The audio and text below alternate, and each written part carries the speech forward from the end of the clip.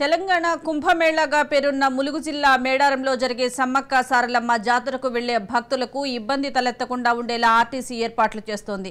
ఖమ్మం రీజియన్లోని డిపోల పరిధిలో 11 పాయింట్ల ద్వారా 494 బస్సులు నడిపించేలా ఏర్పాట్లు చేశారు. ఇందులో ఖమ్మం రీజియన్ నుంచి 130 బస్సులు వినియోగించనుండగా నల్గొండ రీజియన్ నుంచి 94, హైదరాబాద్ సిటీ రీజియన్ నుంచి 270 బస్సులు సమకూర్చారు.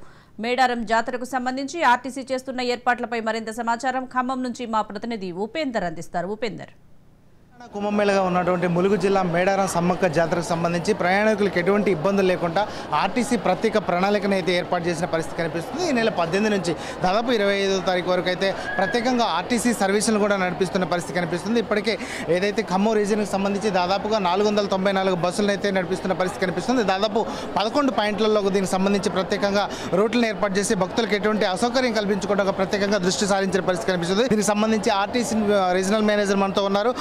అసలు మరిన్ని విశేషాలు తెలుసుకుందాం సార్. దాదాపుగా ఈ జాతరకు సంబంధించి ఎటువంటి ఏర్పాట్లు చేశారు, దానికి సంబంధించి ఎన్ని రూట్లలో బస్సులు నడుస్తున్నాయి? ముందుగా ప్రయాణికులందరికీ నమస్కారం అండి. మరి ఉమ్మడి ఖమ్మం జిల్లా నుంచి 11 ప్రదేశాల నుంచి జాతర కోసం బస్సులు ఆపరేట్ చేస్తూ ఉన్నాము. ఉమ్మడి ఖమ్మం జిల్లాలో 494 బస్సులు మనము ప్రణాళికలు ఏర్పాటు చేయడం జరిగింది. ఖమ్మము, ఇల్లందు, టేకులపల్లి, కొత్తగూడెము, భద్రాచలము, మణుగూరు, పాల్వంచ, అలాగే చెర్ల, వెంకటాపూరు, ఏటూరు నాగారం, మణుగూరు, మంగపేట ఈ 11 ప్రాంతాల నుంచి ఆపరేట్ చేస్తూ ఉన్నాము.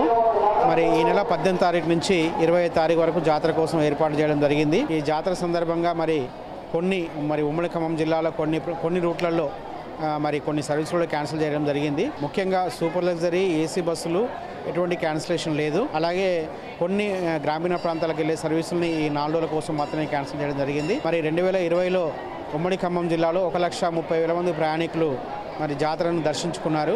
ఈ సంవత్సరం మరి మహాలక్ష్మి పథకం వల్ల ప్రయాణికుల సంఖ్య గణనీయంగా పెరుగుతుందనే ఉద్దేశంతో మరి లాస్ట్ ఇయర్ 330 బస్సులు ఆపరేట్ చేస్తే ఈసారి 50% బస్సులను పెంచి 494 బస్సులు మరి ఆపరేట్ చేస్తూ ఉన్నాము. ఈ సంవత్సరము దాదాపుగా 2 లక్షల మంది ప్రయాణికులు వెళ్ళడానికి అనుగుణంగా బస్సులను ఏర్పాటు చేశాము. ఆయా సెంటర్లకు సంబంధించి ఏదైతే 11 సెంటర్లు ఏర్పాటు చేశారో ఆ సెంటర్లకు సంబంధించి మీ సిబ్బంది ఎటువంటి సలహాలు సూచనలు ఇవ్వడానికి ఏమన్నా ఏర్పాటు చేశారా?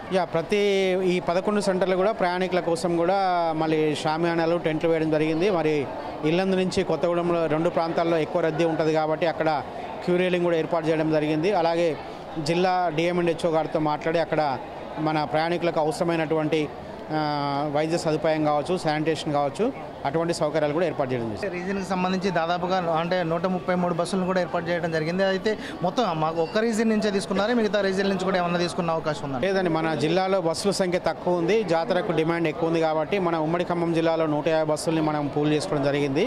ఇవి కాకుండా మనము నల్గొండ నుంచి ఒక 90 బస్సులు, అలాగే హైదరాబాద్ సిటీ నుంచి కూడా ఒక 250 బస్సులు తెప్పించడం జరిగింది. సంబంధించి ఇప్పటికే ఆ రూట్లకు సంబంధించినటువంటి గైడ్లైన్స్ కానీ అదేవిధంగా వివిధ రూట్లలో కూడా మిగతా పల్లె వెలుగు అదేవిధంగా ఎక్స్ప్రెస్ బస్సులు కూడా రద్దు చేసిన పరిస్థితి కనిపిస్తుంది.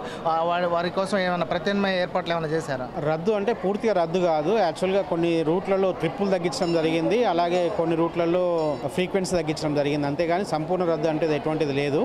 సో కాబట్టి దీన్ని గమనించండి. ముఖ్యంగా సూపర్ లగ్జరీ, డీలక్స్, ఏసీ బస్సులో ఎటువంటి మార్పు లేదు. అంటే ఆర్టీసీ సంబంధించి ఈసారి ఎక్కువ కూడా మహిళలు కూడా ఎక్కువ వచ్చే అవకాశం ఉంది. అదేంటి మహాలక్ష్మి కూడా ఏర్పాటు చేశారు కదా, ఈసారి ఎంతమంది వచ్చే అవకాశం ఉందని మీరు భావిస్తున్నారు? సో యాక్చువల్గా 2020ని మేము బేస్గా తీసుకున్నాము. 2022లో కరోనా వల్ల ప్రయాణికుల సంఖ్య సరిగా రాలేదు. 2020లో మరి ఉమ్మడి ఖమ్మం జిల్లాలో 132,000 మంది ప్రయాణం చేశారు.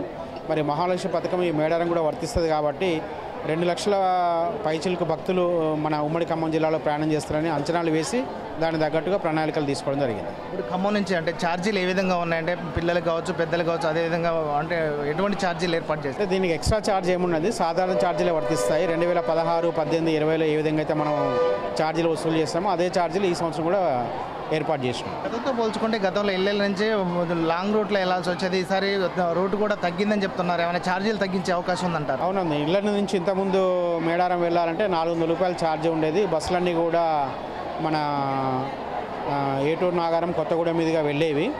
దాని డిస్టెన్స్ వచ్చేసి 190 కిలోమీటర్లు ఉండేది. సో ఇప్పుడు ఇళ్ళ నుంచి వెళ్ళే ప్రయాణికులకు మంచి వెసులుబాటు ఏంటంటే బస్సులన్నీ కూడా వయా గుండాల మీదుగా వెళ్తూ ఉన్నాయి. గుండాల మీద వెళ్ళడం వల్ల రూట్ లెంత్ కూడా బాగా తగ్గింది, 125 కిలోమీటర్లే వస్తుంది.